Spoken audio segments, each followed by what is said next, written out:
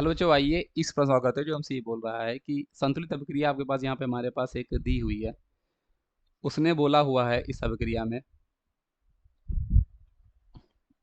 संतुलित अभिक्रिया में कि ए आर्सेनिक में तथा NO3 में एन कारक, मतलब जो आपके पास एन का मतलब एन फैक्टर जो है वो आपके पास 28 और 3 है। तो बोल रहा है मोलर अनुपात यहाँ पे इनका व्युत्क्रम हो जाएगा। तो बच्चों जब आप ये ऑक्सीडेशन नंबर निकालना सीखते हो ना, ऑक्सीडेशन नंबर आप सीखते हो तो मतलब बैलेंस करना सीखते हो, तो वहाँ पे बैलेंसिंग करने का एक तरीका आपके पास ये वाला भी होता है। एन फैक्टर के बेसिस से आप बैलेंस कर रहे होते हो, है ना। जैसे दो मेथड होते हैं बैलेंस करने के लिए, एक हाफ रिएक्शन मेथड हो, मतलब एक आपका हाफ सेल रिएक्शन मेथड होता है, एक आपका ऑक्सीडेशन नंबर मेथड होता है। तो वहाँ पे हम लोग इस तरह से क्वेश्चन को सॉल्व करते हैं, एन फैक्टर निकाल के उनको क्रॉस मल्टीप्लाई कर देते हैं। तो फिलहाल अभी हम इसको सॉल्व करते हैं। देखो आप पहले क्या करो, यहाँ पे इसका एन फैक्टर निकालो। तो ये आपके पास AS2S3 है। मजे की बात यह है बच्चों, ये आपका वो वाला केस है जहाँ पे इस कंपाउंड के आर्सेनिक और सल्फर दोनों का ऑक्सीडेशन नंबर चेंज हुआ है, मतलब यहाँ पे भी वो आपके पास चेंज हो रहा है और यहाँ पर भी चेंज हो रहा है। तो जब आप इसको जैसे यहाँ पे निकालोगे तो पहले यहाँ पे निकालो कितना रहा होगा। तो ये पहले इसको आयनाइज करो, पहले तो इसका निकालो AS2S3। ये 2 AS बना होगा और ये 3S बना होगा।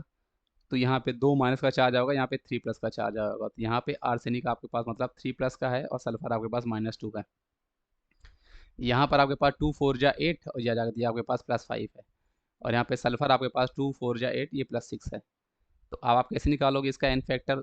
देखो आर्सेनिक के 2 एटम और कितना चेंज हुआ है 3 से 5, प्लस सल्फर के 3 एटम और कितना चेंज हो रहा है बच्चों, वो आपको देखो -2 से +6, वही मतलब -6। तो सॉल्व करने पे आपके पास ये 2 दूना 4 आएगा और ये 24, तो 28 आपके पास आ गया। तो ये बिल्कुल सही है बच्चों, इसका तो 28। नाइट्रेट में नाइट्रोजन आपके पास ऑक्सीजन तो चेंज होगा नहीं, नाइट्रोजन आपके पास यहाँ पे कितना है 2 3 जा 6 5, तो ये +5 ऑक्सीडेशन नंबर इसका आया और यहाँ पर आपके पास +2 है। तो इसका भी निकाल के आप देख सकते हो, नाइट्रोजन कितने एटम है, एक एटम, और कितना चेंज हो रहा है वो 5 से आपका 2 पे जा रहा है, तो आपके पास 3 आ गया। तो ये भी मेरे पास सही था।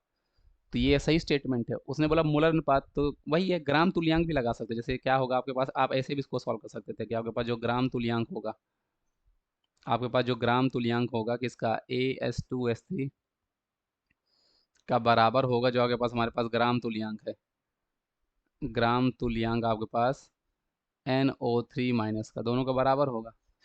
तो ग्राम तुल्यांक आपके पास हमारे पास number of mole into an factor है ना। मान लो इसका नंबर ऑफ मोल हमें नहीं पता कितना है, इसका एन फैक्टर आपके पास बच्चों 28 आया हुआ है।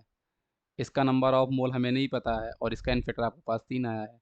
तो आप देख सकते हो ये उल्टा हो जाएगा, जैसे number of mole arsenic divide पे करूँगा तो ये 3/28 हो जाएगा सॉल्व करने पे। तो आई होप आप इसको समझ गए, दोनों कथन आपके पास यहाँ पे सही थे और सही स्पष्टीकरण, मतलब व्युत्क्रम हो जाता है बोल रहा है, तो ये भी हमारे पास सही है। तो आई होप आपको ये चीज़ समझ में आई होगी। इस क्वेश्चन का सही जवाब बच्चों आपके पास ऑप्शन नंबर ए हो जाता है। Thank you.